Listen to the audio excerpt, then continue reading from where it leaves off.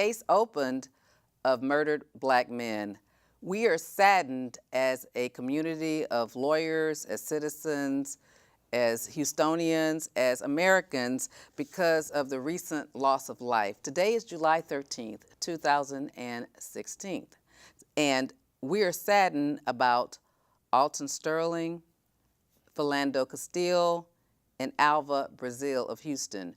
We're very saddened about it, and we have two concerned citizens here to talk about that tonight. We have Alva Brazile, who is a criminal defense lawyer of 11 years, started off as a prosecutor, and now she's a proud member of the Harris County Public Defender's Office, doing a fantastic job. So angry as a young adult with 3 small children and a husband and a booming career that she has started to do something. She said, I am no longer standing by the sidelines, and she had a rally at a church in 3rd Ward last Saturday, having concerned people come out and talk, and I'm very proud of her for that, because her little babies were running around, and she was trying to control all of the lawyers and the people and her parents and everybody who came out in the community to do something about it. I also have my frequent co-host, Danny Sneed, in the audience, who, as you know, has done 15 years in prison, 26 years in the parole system, works for the Veterans Administration, works for me part-time, helping me encourage and visit my clients on Sundays at jail visits. And he also, I don't know if you want people to know, but he's also an Uber driver now.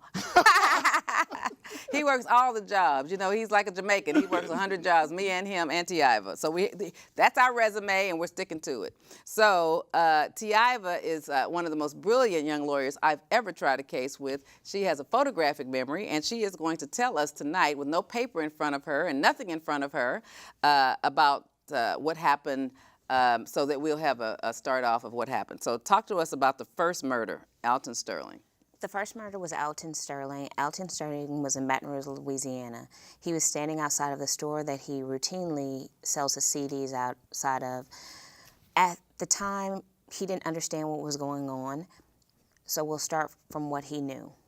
At the time he's standing outside, he's selling CDs. The officers pull up, they approach with guns drawn.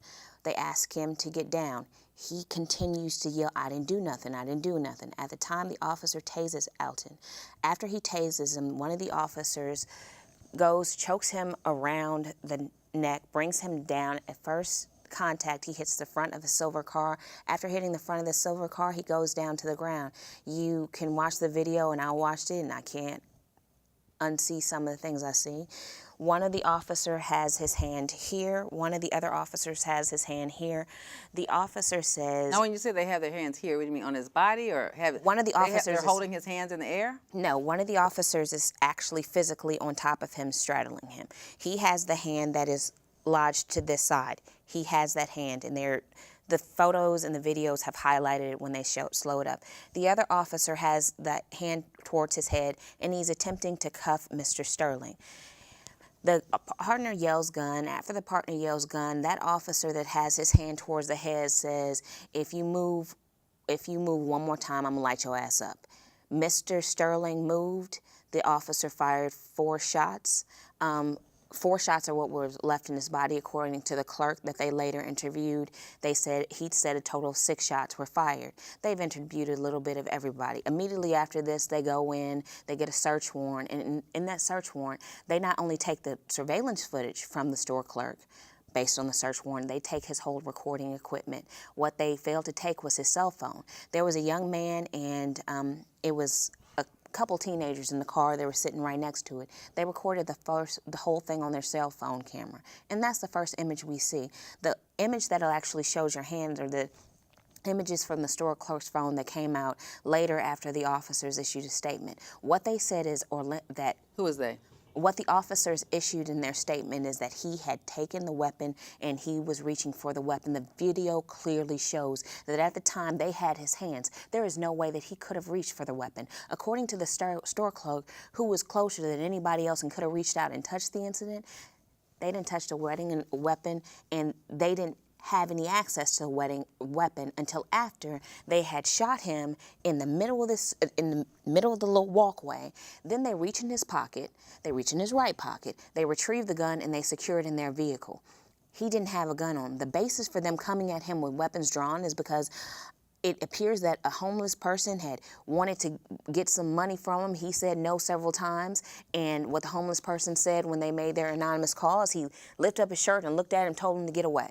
So they came at him with guns drawn. One of the issues I have is one of the first questions he asked is, I didn't do anything. What are y'all coming at me for? One of the things that police officers are taught is to de-escalate the situation. I understand that you might have felt you were walking into a dangerous situation, but sometimes if you take a second or two just to say, look, we had a report that you have a weapon, sir, but you didn't tell him a single thing. Right. You didn't say any of that. You were too big and too bad to answer those questions, and that in and of itself creates a problem. Even when you're in a dangerous situation, you handle yourself the way that we tell our kids to handle themselves. Handle like we all want to get home. And sometimes just by telling them, look, we had a report that you're waving a gun at somebody, sir. But let me tell you how my approach to that. First of all of our courts, Supreme Court and all of our courts have said whatever the police officer does is okay for the last 25 years. So it doesn't matter what the police officers say, and our gatekeepers have failed us. Because police officers can lie, it can be caught in court, and our gatekeepers will still not say that they lied. So our gatekeepers, our judges, our prosecutors have failed us in perpetuating these lies. And I'm actually sad about the violence, but I'm glad that the populace is not going to take it anymore. Because you know, Tiava, you and I both know when you're in court, you can bold-face catch a cop lying. You know that originally, if a cop lies, their testimony is supposed to be thrown out, and you know that everybody in court, on the government side, who we're paying, cosigns on what the police officer said. You know that. What bothers me about that is this: when the officers, no matter, their job is to investigate. When the officers pulled up to the scene of the store, they didn't see a gun. No. They didn't see a weapon. And when you don't see a gun and a weapon, there is no dangerous situation. To investigate, in my mind, when you don't see a dangerous situation, is to go inside the store, even though you see someone outside, you don't see a weapon. So there's no danger, period. And you don't arrest people unless a crime, a felony is committed in your sight, not by a report. Not by what somebody says. You investigate what someone says. So what should have happened is they see no danger, so it's no need to act. They should have gone inside to the store and talked to the store clerk, because it's his property. And then after they talked to the store clerk, they should have said, and the store clerk says, the store clerk probably would have said, I saw no gun, I saw no weapon. And even if so, if they wanted to go further, they could have asked him, well, may we look at your surveillance tape? They could have called back to dispatch and said, what time was it that they called? 15 minutes ago. Let me look at your tape for 15 minutes. If they don't see anything that supports what that 911 call is, then it's a bogus 911 call. And nobody investigate first. They didn't see a dangerous situation to take action. So that's the problem I have with it, period. I'm ready for the police to be accountable, and I'm ready for the police that we pay to finally say that there's another way to do things. And until then, I'm like Jesse Williams. I think if we're not, the system we have is broken, so we need to create a new system. I think we need to leave this one for the people who've created it, the gatekeepers who are not keeping the gate closed to police misconduct, and I think we need to create a separate system. I don't know what that system is, but I think we need to have a new system. I think if young people your age are the ones who are not working or starting to watch the courts, they need to have a new vigilance on asking for our gates to be kept open and protected by the gatekeepers, which are the prosecutors and the judges. I think that I agree. But I think that we're beyond it's operated that way for far too long. How do we, I'm like Jesse though, don't we need to just have, if you don't understand, then we need to create a new system. I think that instead of reinventing the wheel, we make it in the way that it was supposed to be and applicable to us all. And that means that we actually take steps now. There is no reason that we have the lowest complaint rate in the city and in most cities in our neighborhoods. We incur the most horrific traffic stops. Most of the people I know, when they get stopped on traffic, they have seen a gun at some point from an officer at some point during that traffic stop in our communities. But In other communities, that doesn't happen. When you sit there and you do a panel and you ask that question, how many of you have ever seen a gun during traffic stop? The hands and the numbers and the faces should tell you something. So why is it that we take more from the officers that patrol our community and we stand up and say nothing? It is time for us to really realize that this is our community. And if they're not doing the wrong things, guess what? I think that officers that see all their officers do the wrong thing, you are complicit. I look at you the same. And when people confuse the two of you, it's not because, well, it's because you allowed it to happen. And well, the you had police it close union enough. reps allow it to happen. When they get to say that everything an officer did is right, and that's why we had to go all the way up to the United States Supreme Court to say that people can record traffic stops. We can record whatever police officers are doing as long as you're not impeding their investigation. So other than that, and what America needs to understand is that we've been experiencing these atrocities ever since I've been alive, but it wasn't recorded because the officers would take the recording. Just like the officers went in and took the store owner's recording and never publicized it, tried to keep it a secret, and it wasn't even their property to take. In this case, we probably wouldn't have had a video had the kid not been recording in this car and uploaded to Facebook. Right. And Mr. Castille, we wouldn't have had a video had she not did Facebook Live. I tell every one of my clients, every kid that I talk to, that if you are stopped, you need to record it. There needs to be a record of exactly what happened. However, we can't just upload it on Facebook and think that that solves a problem. We know that there's a problem in our community. So now but they we have deniability. To act, right, and so now we have to act and vote. So just like what I'm proud of you about is that you didn't like what happened and you took it into your own hands. But the first thing, we have an election coming up in November, and Tiava's starting the bandwagon and saying it's time to do something. That's why she's on the show now. And she's going to try to get young people to get out there and register to vote. Before you talk about what you're trying to do, get your thoughts together before we go to Philander. And Danny, I'd like to get your thoughts on Alton Sterling, the Baton Rouge, Louisiana video. What's your gut feeling as a man? Well, as a black American growing up in this country, and I've shared this on my own personal stories on being pulled over by the police officers just probably last year. Leaving out of the city, I got pulled over. Coming back in the city, ironically, I got pulled over. And in both stops, I didn't receive a citation. On the first stop, my car was searched. And but my response and my reaction during that encounter doesn't mirror some of other things I've seen, like with maybe with Alton Sterling and Mr. Castille. And I'm going to be honest with you. Let me ask you this. Now, you're a 50-year-old man. Why do you think that your car would be searched? I didn't think older men's car was searched. So what was it? I know you don't smoke at all, so I know you don't smoke weed. Well, what it was is I was driving a rental car. It was red. And you could see in the car, and I believe because of the tags were rental car tags, he profiled. Did they search you after they went back and checked your license? No, when he came to the car, he asked me. What kind of officer was it? DPS. Okay. And he was just sitting on the side of the road. And the thing about it was, all these cars were going by. Right.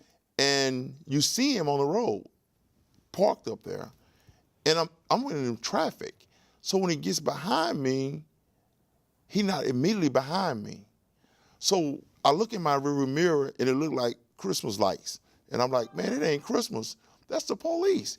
So when he gets up, he comes up behind me and he gets on the side of me.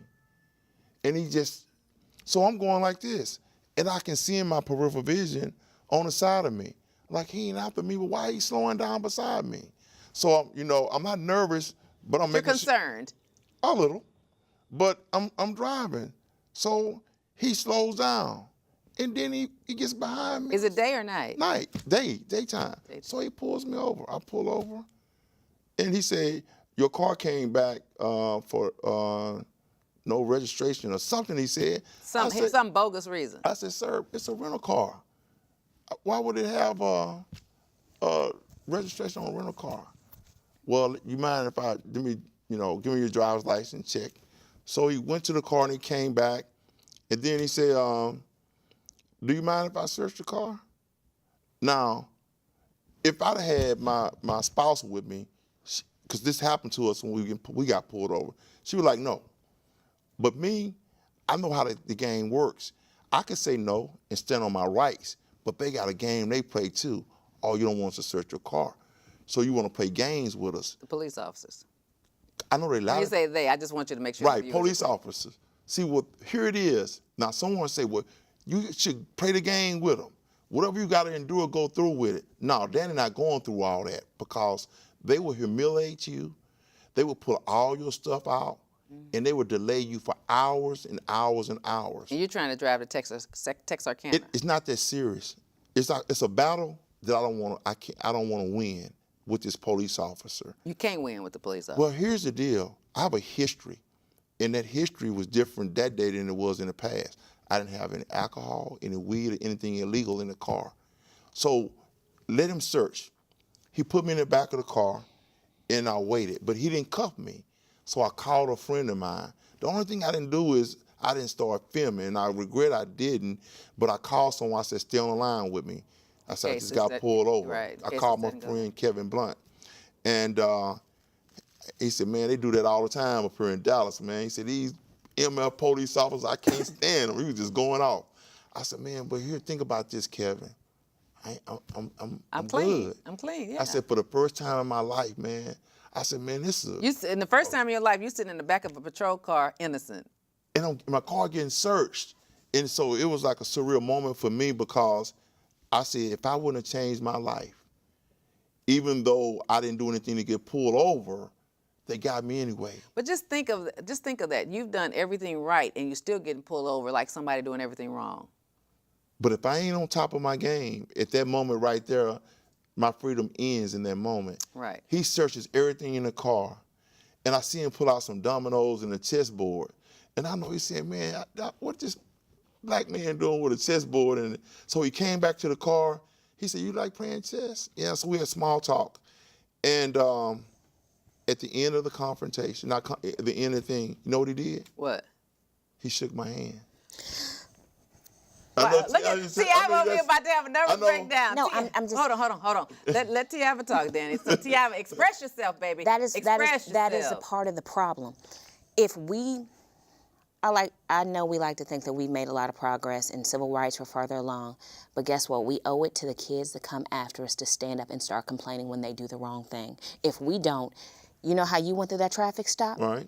Somebody else's kid goes to that traffic stop, and we never get to a point. We got to the point where we got scared. And guess what? We got to get over that because our kids are dying because we are scared to stand up and say something. Yes, it may inconvenience us for a period of time. And yes, we might have to stand out on the road and be humiliated, but we pay those dudes so somebody else down the road doesn't have to. We can't stop them if we don't report them. And even if you feel like, okay, I went through it, it was a bad situation, I'm not going to do that, I need us to start reporting it.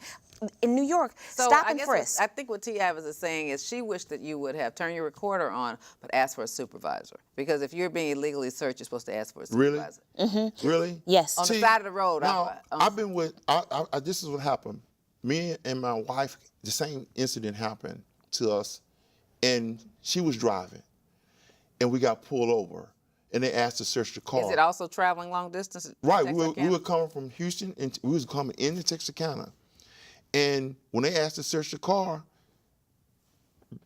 this diva right here said, absolutely not. And I'm sitting over here quiet as a church house mouse like this. Oh, Lord. Thank you, Jesus, Father, forgive me for my sins. Please don't let me die right here on the side of the road because I said no to my constitutional right to say no to not being searched so I can keep traveling like the rest of the people on this road. So she said, absolutely not. I'm on the way to see my mother. You're not searching this car. There's nothing in here but some barbecue, you know.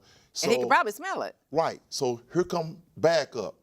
And again, I'm not panicking. I'm not nervous. Because you got your wife there. I don't have anything illegal. Right. So I just know they finna play the game. Right. So, okay, y'all not gonna let search cars. So guess what they brought? What? Dogs. Dogs. No, they bring the dogs now. So they made because you're a black man and a black woman, so you have to have dogs so they on make the side of the road. So they make us exit the car and make us stand wait over here. T.I. was about to have a heart attack over here. But go ahead. I'm gonna get to the judge. So I'm standing to the side, and there's an officer over here next to us whispering, "Man, I think this wrong. They shouldn't have did that." He's saying that to you or the other officer? To both of us, because we offered the side. He said, "Ma'am, I'm sorry, ma'am. You know, because they taking it one step farther.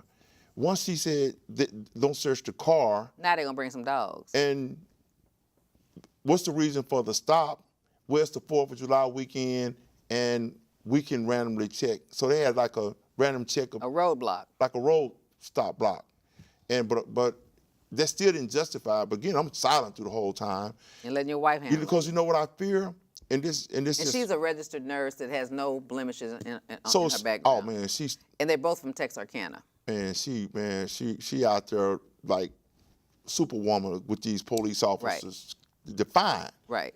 I mean, she on some Sandra Bland type stuff. She's mad as hell. And Right. she's not gonna take it anymore. Right. Alex, she read the book about what her rights were. Right. And so the dog went around the car, and my wife said something, man, when he get to that barbecue, he gonna go off. But the dog was well trained. The barbecue didn't set him off, and I'm gonna close the end of the story, but they let us get back in the car and go. How long were you detained? Maybe 20 minutes. That could be a lot when you're trying to get home on a long drive. It can be a lot, but the only way you develop is, I go back to my daddy's analogy. In a relationship, if you let somebody run all over you and you wonder why they continue to run that is the tone that you have set. We have let that tone be set in our communities for far too long. It stops, and it stops here, and it stops now. We need to use our voices. We need to get up and complain. They have deniability at everyone. We just didn't know all this was happening. The complaints don't suggest this is happening in your community, because they don't. Because we don't complain. We need to establish a track record. What happened to New York to the stop and frisk? You know what? The little black kids that were being frisked, they start reporting it. And they started reporting it in numbers. And then they got the numbers so high that showing all of them were being stopped and frisked. So what did they say? It's being used in a way that seems to be discriminatory, so you can't do that anymore here. That happened because they stood up and said, this isn't okay. We will report it every time it happens. And when you were looking at the numbers, I know the numbers. Numbers don't lie. I know the numbers because I live in the community. And Houston doesn't want to tell the numbers. You know, there was a time, I don't know, about 10 years ago, that Texas wrote a law that all the police officers had to document your race, your age, your sex on those tickets. They said they were going to stop doing tickets if they had to do that. That's what the police said to their bosses, the Texas legislature. I wonder how would Mayor Turner respond to offering that as a way to improve race relations and I don't know why it's a problem. They have your driver's license and they're looking at you, so they can certainly write a race on there. But they don't want to be able to put that in a database as to how many people they're stopping of color, because something more intellectual needs to be done. I mean, if you go to China, Beijing, China, cops don't give tickets, okay? But the alternative is not really what you want. They have the cameras. They give the tickets. But it's so congested with cars, I don't know if the cameras could even see the license plates. So I'm just saying, at some point, I think the solution is to stop giving tickets. I mean, but then the city has to balance its budget on tickets, which are tickets given to minorities. And so they don't want to see those statistics. On that New York study that T.I. was talking about, when they got the statistics, the majority of the people who had weapons and illegal contraband were white. And that's why that was a problem, not black. That's the way that came out. And because they're not used to, whites could carry whatever they wanted to carry because they don't get stopped and frisked. But when they did, the statistics came out that way. So let's talk about Philander Castille next. It ties us into this segment. He's been stopped 52 times. Oh my God, 52 times. Yes, and they were traffic infractions. That was CNN's last report because they're going through all his history. Never anything. Probably because of those little braids. You know, they don't like those little braids that he wears. Well, they're saying that it is alarming that he was stopped that many times, and they have the records to show it. But I think that one was the most tragic to me. And not saying that one death is more significant than another. The reason that one hurt so much, and it just did, I'm not gonna lie, I sat there and I cried. Because I go out and I talk to kids and I tell them, these are the things you do in a traffic step. This is how you de-escalate the situation. Every step that we have ever told our kids to do, he did that. The officer came to the window, he didn't jump out the car. The officer asked him for his license, and before he got a chance, officer, I have a weapon in the car, I'm a CDL holder or CHL holder. Is he required by law to say that? It's not required by law that you tell them, but in the training class, one of the things that they tell you in your CHL training class, I've sat through one, is that when the officer approaches, just to make sure that you de-escalate the situation, you let them know, hey, I have this, I have my license, just so they don't find it on their own and get alarmed. So he did that. He told them, look, I have a weapon in the car, but I have a license for it. Officer asked him to get his ID. Is this all on video? No. It's not all on video, but that's when the wife started recording. She starts recording, and they have a verbal exchange, and the officer agrees to some of the things that she said happened. The officer asked him for his ID. His wallet was in his back pocket. He went into his back pocket to retrieve his ID. He had his seatbelt on still. When he went in his back pocket to retrieve the ID, the officer shot him. And murdered him. Executed in front of his son. Now, how many drug dealers have a baby that's peering right there in between the two bucket seats? Murdered him. You can see his son's face. Every time on Facebook I see it, I turn off, so I haven't seen the whole video where the woman is sitting there holding the phone in her lap while the baby, you can see the baby's face. Like the woman is here taping it in the passenger seat, the baby's face is here, and the man is getting killed right there with the cop looking through the window. So he set him up. He asked him to, and the lady, it starts after he's been shot, and the officer's, why do you fucking move? Can I say that on TV?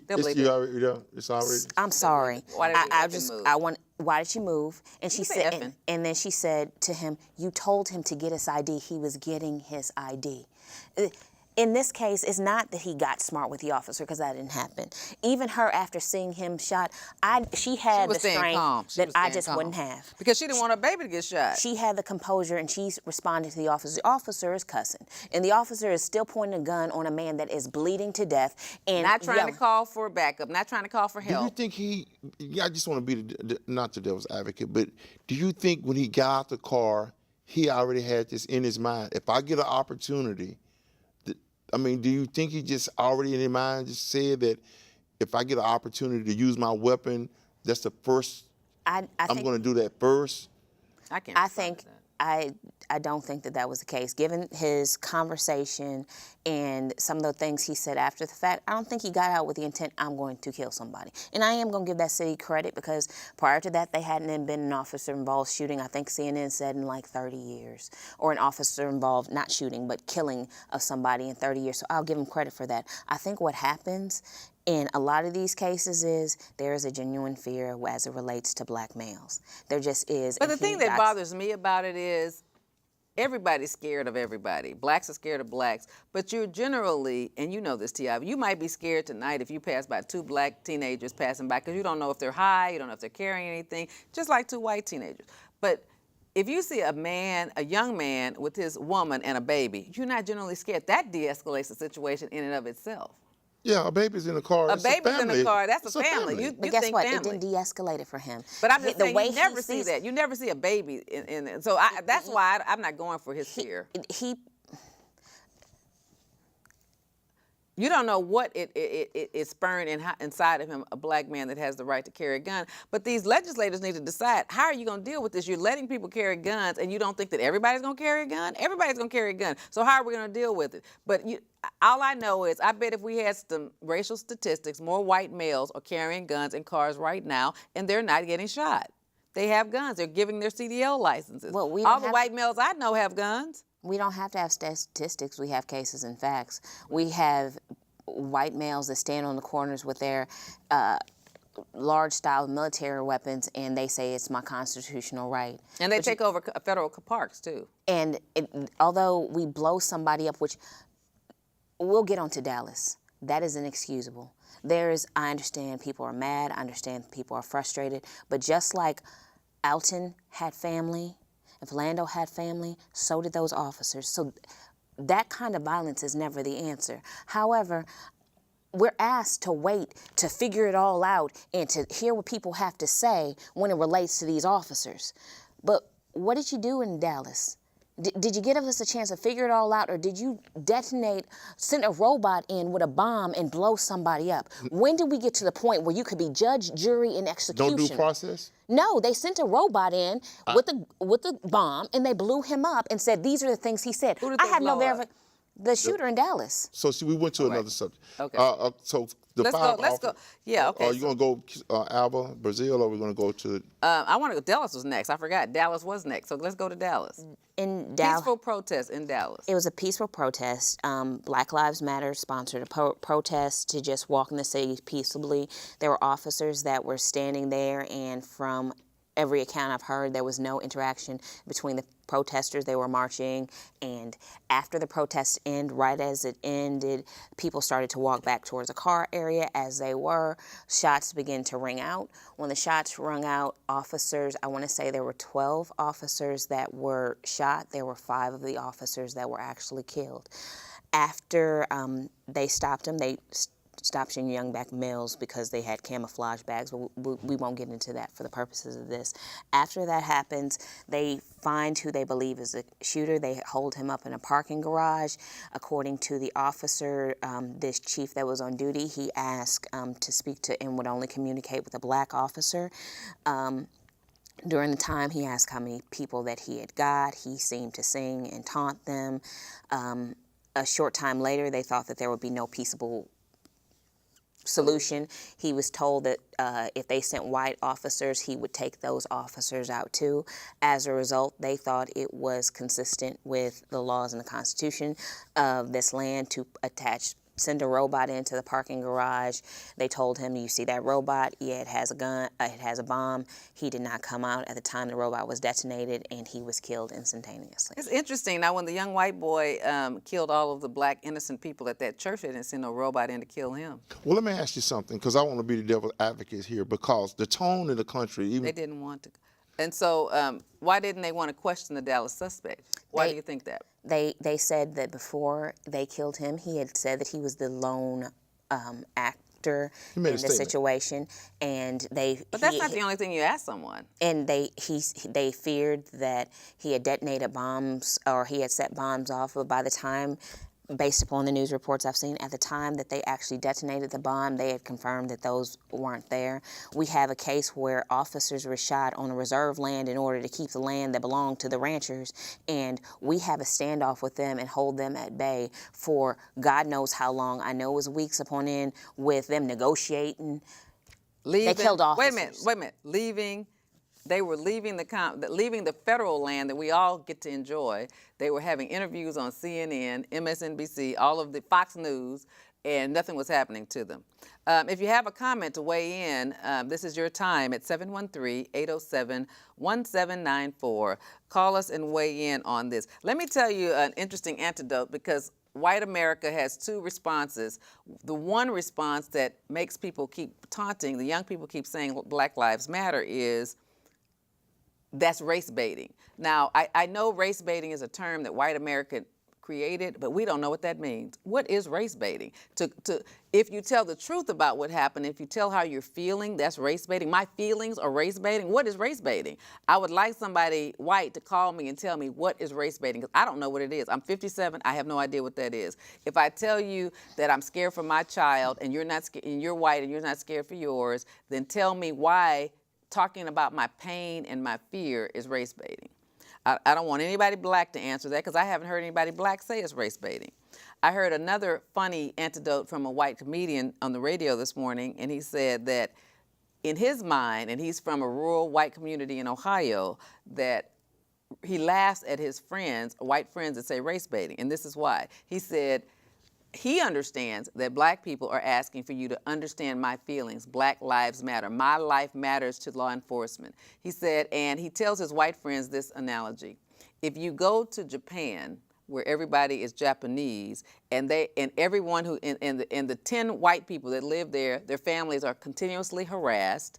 Their children are shot by police, but nobody Japanese there is getting shot and killed. But all the Americans, you start with 10 families, it might grow to 1,000 families, but you're in Japan. And the only people that get killed by the police in Japan are white Americans who are living there. Wouldn't it then be relevant that white lives matter to the Japanese, to the majority? And so that was his analogy, that to his white friends, that black people are telling you they're the minority, they're 18%. Our lives has to matter to the majority. I got a phone call. Thank you for calling, and state your comment. Hi, good afternoon. Hello. Attorney King and Attorney Bell, this is Goodwill Pierre. How are Hey. you? Good. How are Hey. you? You know, my only I'm just going to make one comment. I think one of the issues really is ourselves as Black people, because we're really trying and expecting people who to understand our pain that they have no experience or can't relate to our pain. I think we need to stop trying to make people understand us and accept the fact that they won't, and just go about with our economic as well as political empowerment and just make the change. That's the only way. We spend so much time trying to get people to understand our feelings when, first of all, they're not required to. Second of all, they're just not. A white man is not going to know what it is. I've been stopped many times, and I'm a lawyer. They're not going to understand what we go through. So we just need to stop trying to make them understand and just start doing what we need to do to make change and create political, economic empowerment. That's the only way. And I'm finished. And Goodwill, thank you for saying that, and you can stay on the line. I totally agree with you. And that's why I created this format in 2011, Truth and Justice with Vivian King, because I know that we all have to do our part. This is my part for people to tell their stories. And you're welcome to create a show, come on this time, get a DVD, put it on your website like Tiava has done. I agree with you. It's time for us to make the gatekeepers keep the gates, and that's the police. We work in criminal law every day, and we know that anything and everything the police say goes, even if it's nonsensical. And that it stopped in the 80s with judges sanctioning police, and that means illegal searches and seizures, you grant them. That doesn't happen anymore. The police can say and do whatever they want to do in a general sense. Am I right or wrong, Tiava? I think to a large part that is correct, but it's up to us to change. If we have a problem with it, we need to change it. If we have a problem with judges that are not following the law and not holding the Fourth Amendment to here around these parts, you get to vote on your judges. Vote them out. But that means we show up and we take a conscious. We have an active voice in our community. We have an active voice in the voting process. Get to know who your judges. Get to know who your judges are. Talk to some of the people, and the people that are lawyers and the people that are doctors. Whatever you do in your profession, make sure that the community is informed as to what's going on and who they need to watch out for. We need to get in the mind frame where back in the day, we were our community. We were about our community. I wasn't watching out for just Tiava's children, because I understand that at the end of the day, they don't know the difference between Tiava's children and your children. So until all children are taken care of, then none of them will be sufficiently taken care of. When we get back to community and taking care of our communities and the members of our communities and standing up for everyone by filing complaints and empowering ourselves, I do think we need to go back. And Unity has a new extended bank Let me just hours. say one thing, because I think we still have Goodwill on the line. Goodwill, whatever you want us to do, we'll do it. Tiava had an event on Saturday. I went to the City Hall on Sunday. I'm here, ground zero, ready to get these young people involved, but we're trying to fight for their future, and we've got to inspire them to fight. Thank you, Goodwill. Okay, I guess he's gone. I think that we need to do more than just take it on ourselves. If you're not actively out there talking to kids and lobbying them to see exactly what's going on, yes, they are disillusioned. They're disillusioned because we stopped fighting. And we didn't impress upon them the importance of fighting. And we've got to do that. Somehow we've got to do that. Can I talk? Absolutely. I want to talk about, because we're identifying the problem, and she did mention some of the solutions, but in the national conversation that's going on right now, two things that I heard that I like. One came from Democratic President nominee Hillary Clinton. And when she got on Saturday, I mean, I have never seen somebody been so provocative and candid about the situation. She said, white America, white people need to acknowledge the injustice against black people. And when she said that, I was like, I never heard anybody on white use a platform so huge in such a direct way and not shy away from the pushback that she knew she was going to receive for saying that. She said, I'm going to go back and I'm going to talk to white people about this issue, not to CNN, but white people. And she said there needs to be national guidelines policy that addresses use of force for police officers nationwide.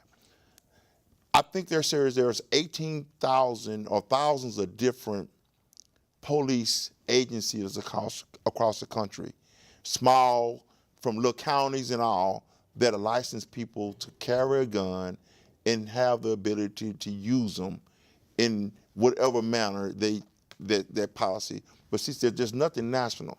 Okay, that was coming from the government side. From the grassroots organizations, they're saying that what we need to do is use the tactics that we used during the civil rights movement, boycotting.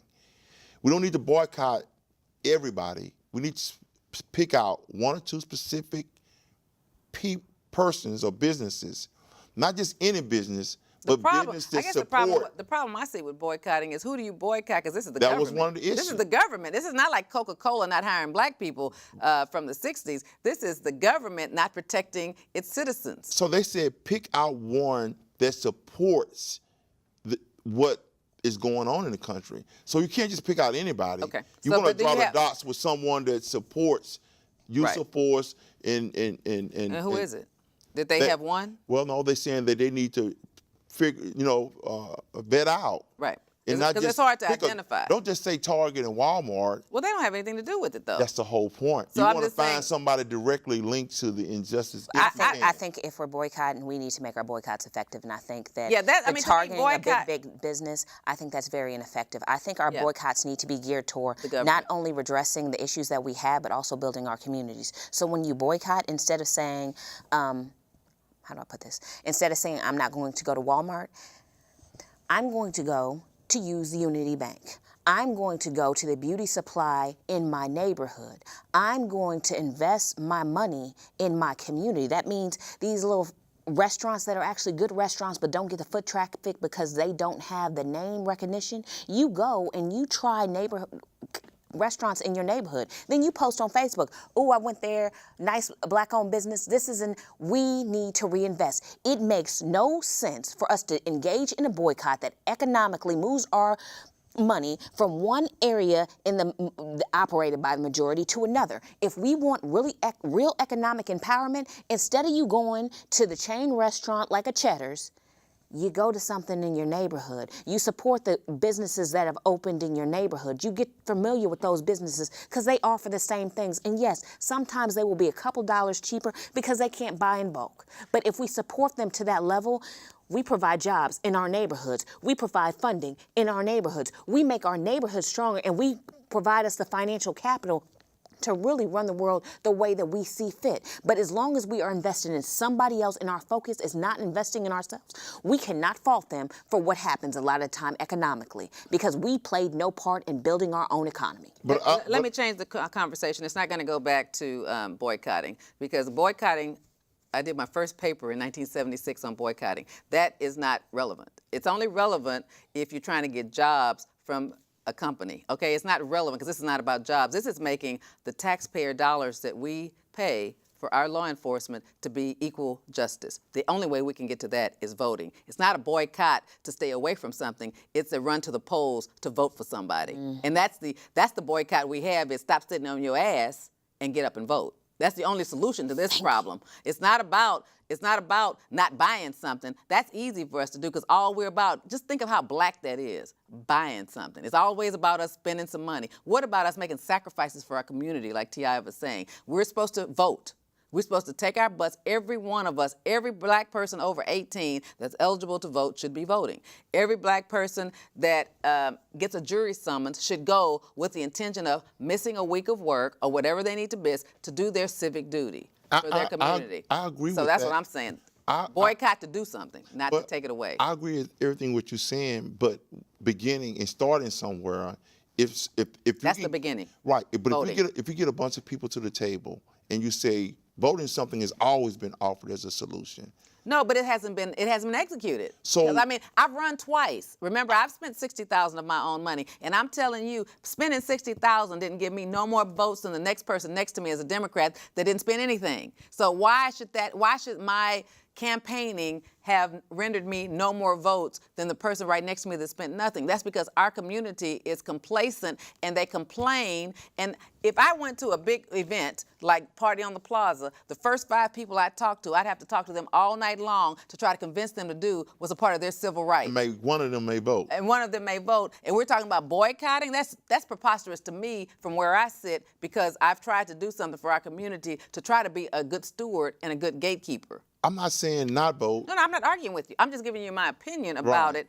I'm just saying stopping buying something is not the economic resource here. You can't stop paying your taxes. That would be what we need to do to stop paying their salaries. But we can't do that. That didn't work out too well for West. Right. I'm just saying you can't not pay your city taxes because it's tacked on everything you buy, and that's what funds the city is our city taxes. That part of that 0.8825%. So I'm just saying. So that's the other issue. I think I agree, but I also think as far as voting, we have to take a new approach.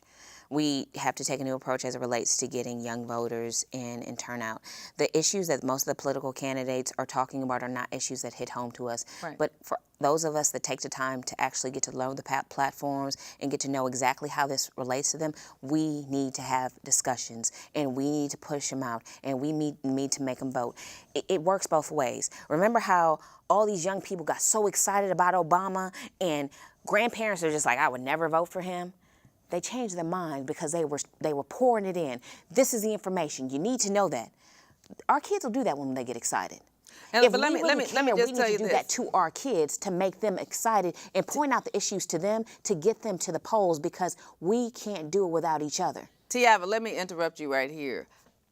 I need you to vote next. I need you to run next time. I need to get young people to do more than just start organizations. You have a job in which you can run for office and still have your job. Y'all need to make the sacrifices. You're old enough to vote. You've been a lawyer long enough, to be a judge. You've been a lawyer 11 years, so you can run for judge. Y'all have got to, every 2 years, run for these seats. And that's the next step. And I'm saying it here and now, Tiava Bell needs to run so we can get those 30-somethings out to vote. You know, people with a lot less experience, Tiava, since you've been a lawyer, your 11 years, have run and won, have been lawyers 4 and 5 years, and they've run and won.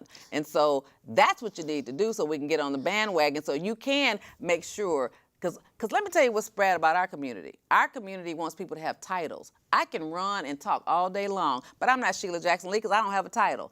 I can run and talk all day long, but black people like people that already have titles. If Tiava had a title, just think of how bigger her platform would be, because everybody would want to talk to Judge Tiava. But as Tiava's just a person, we'll put a regular person down. Oh, she's just uppity. She's a lawyer. She's not doing enough for the community. But if she's a judge, then they would hold her in more reverence as a judge.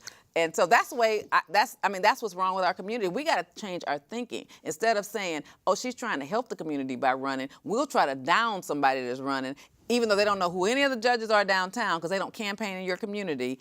You would rather put somebody down than lift somebody up. So at Tiava, we got to start running, and it's your turn. And I'm going to talk to your mama, your daddy, and your candlestick maker, and your husband. Everybody in her family is a lawyer. Mama, daddy, husband, sister, everybody's a lawyer. And there are tons of people that are 30-somethings that I will push. I will get behind you. I will go and rally up all your troops. I have every intention to. I have no desire to be a politician. I do have a desire to see things change in our community, and I will do everything that I can to ensure that happens. But we know politics the judiciary is what we need. Just like Goodwill called in, he's run for the judiciary. He's not just calling in faking. He ran before I did. He tried to do his part for his community. He ran in the civil side. He's a civil lawyer. And I've run twice, as you know, because Tiava helped me. And I know you would have if you'd known me, Danny. But I'm just saying we've got to get our people engaged. Tiava needs to run for state representative in her community. We've got to start getting engaged. Our politicians in Austin have been, I respect them, I love them, but it's time for a change. It's time for some new ideas. It's time for some new ideas in D.C. And it's going to happen eventually. When the older people die off, things are going to change because they have to change. I have kids. I can't wait for them to die off. I want to offer one more of the solutions that are being offered because we identified that there is a problem. How do you guys feel about community policing as something? I'm so glad you said that. Let me just tell you, you need an update. I don't know if I told y'all before, but when Mayor Turner won, he had transitional committees. I was on the Criminal Justice Transitional Committee, and we wrote a beautiful body cam policy. I helped author that. it takes into consideration Obama's Department of Justice 21st Century Policing. You can go online and look up 21st Century Policing and hit the report that the Department of Justice did. It's published and it's online, and it gives you a national policing policy. And our body cam policy was derived from the national one. The city of Houston had a draft, but it took out all of the safeguards. It let cops turn on and off their body cams. So you can have another Baton Rouge where the officers said they dropped their body cams. But the 21st Century Policing doesn't. It wants it on whenever they have an encounter with a citizen. And what happens when they turn it off in your policy? In our proposal, when you turn it off, you have to, there's sanctions on the police officers. And the reason why it's important that there are sanctions, not to go to jail, but sanctions like they have internally anyway.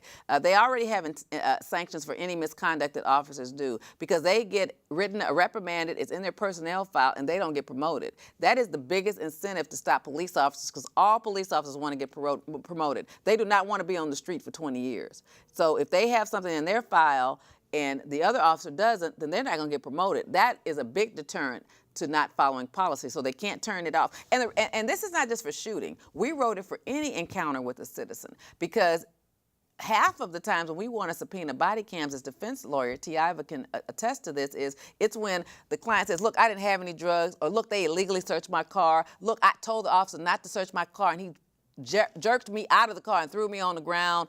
All of those things would be on camera, but they can turn them off. The city of Houston intentionally bought body cameras that could be turned on and off. They could have bought some that were programmed to when those emergency lights go on and they called dispatch, their cameras could go on for that whole time, because when they call dispatch, and then they call dispatch to tell them that they're stopping with the traffic stop. But they could have engaged it in many different ways, but they didn't choose to do that. And so we have a policy that is on the City of Houston website that is suggested but has not been enforced. And the policy is there, and it'll cover everything that's wrong. And Obama has already created it. So when Hillary asked for a national policy, that national policy has been written, it just hasn't been adopted. As it relates to community policing, I actually think it's a better idea than what we currently do. The reason officers can treat you like they own a safari is because they don't know you and you're just something exotic that they pass by. And let me just make sure but when you know, you're in the community, right, and they get out and they get to know you and they get to know your family. They humanize you. But I just want y'all to know that that's a part of the policy, though. I mean, I just want you to know that the City of Houston's policy that we wrote is a part of community policing. And in our community, the police officers know us. They know who's homeless. They know who's bad. They know who's good. We know. Everybody, our police officers that are it's sophomore and 288 and 3rd Ward, the dispatch off of Gray, they know everybody in the community. They know if they come on a call and one of our crazy homeless guys, because we know the ones that fight and the ones that don't, we know the violent ones, they know how to handle them because they already know them. But that doesn't happen in every community. And it should. Because if your officers are in touch with the community and the community is in touch with the officers, it breaks down that wall. You don't fear them because you know them. It's harder to fear somebody that you broke bread with, you know their kids, you know why they having a bad day, you know they lost their job. If you know all those things, you take those things in consideration instead of fear when you approach them. That makes their job safer, but it also helps to restore community trust. I understand that given the shortage of officers, they don't think that's feasible at this time. But if we're being honest, if you want a solution to the problem, we have to see each other as more than skin and uniforms. And that requires you get out the car, because the only way you're gonna know me is skin until you get to know me. And the only way I'm gonna know you from behind glasses is you being an officer. Yeah, we got 3 minutes. Can you, I'm gonna give both of you a 1-minute wrap up. Danny, do you wanna go first? Yes, again, I wanna thank you, Vivian, for creating this platform. We have been having this conversation long before Alton Sterling was murdered. Is executed, and before Philander Castille was executed. But I do want to offer my empathy or my sympathy toward what happened in Dallas. We got a quick call. So we got 2 minutes. So state your conversation, sir or ma'am. Hello? Hello, this is Ms. Rogers, Vicki Rogers speaking. I would like to say you got a good topic today, and I think if we could post back in the neighborhood, when I moved over here 40-some years ago, we had a good pull for the police. Now it's crime every day over here because with the police need to know who we are. We didn't know who they are in the neighborhood. We don't have anybody living in our community telling us anything, helping us out. You're right, and the community policing is the answer, like Tiava said, and Obama's 21st century policing is all around community policing. And so we just need to make the mayor adopt the policies that we've written for the city of Houston to adopt. Thank you for calling. Okay, darling, thank you. Bye-bye. Come on, Ms. Tiava. Mine is very short. I ask you that when you're considering what to do because of how you feel, you invest in your community, you invest in our banks. We have Unity Bank, and I actually ask you to open up an account for you and your kids. I think that we need to start complaining more and raise the standards and what's required in our neighborhoods. And I think that when we do have officers that are out there doing a good job, you say a thank you and you support them and give them the support they need.